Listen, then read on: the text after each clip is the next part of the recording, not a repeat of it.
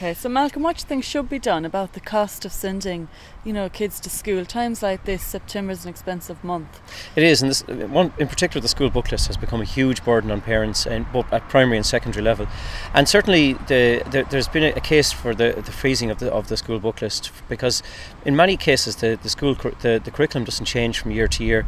If you take, for example, Exploring Science, the textbook for that has changed 3 times since 2003, and siblings can pass the book on to their brothers or sisters. And if I remember from our school days, the poetry book Soundings could be passed on. We passed it on to 4 or 5 family members, and it's still in the family. And yet, the textbooks are perfectly good. They can't be passed on.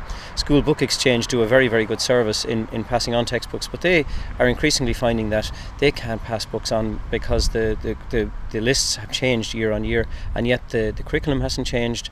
And I think it's a huge burden on parents financially, and I think the Department of Education has a role to play, along with the publishers of school books, to put a freeze on particularly on textbooks that remain the same from year to year, so they can be passed on either through book exchange or through the normal system of passing them on to family members.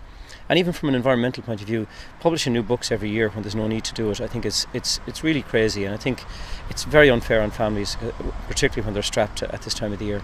And working kind of within people as you do, is this an issue that has become arising?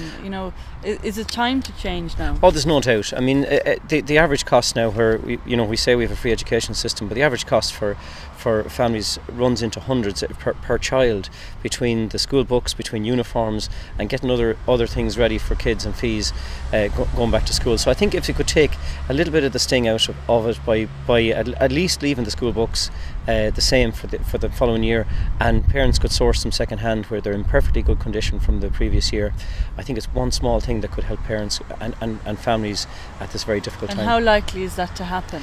Well, it's really up to the Department of Education, and I would like to see the Department of Education and Science take a very proactive role in looking at the curriculums very seriously and directing the schools to say that the list is not going to change, and that we continue using, say, the science books, the maths curriculum, which is not going to change. Most cases the geography curriculum is not going to change, and even in primary school from year to year the curriculum hasn't changed hugely. It does tweak from time to time, but they should be proactive and say, look, these books are okay for the following year. Perfect. Thank you, Malcolm.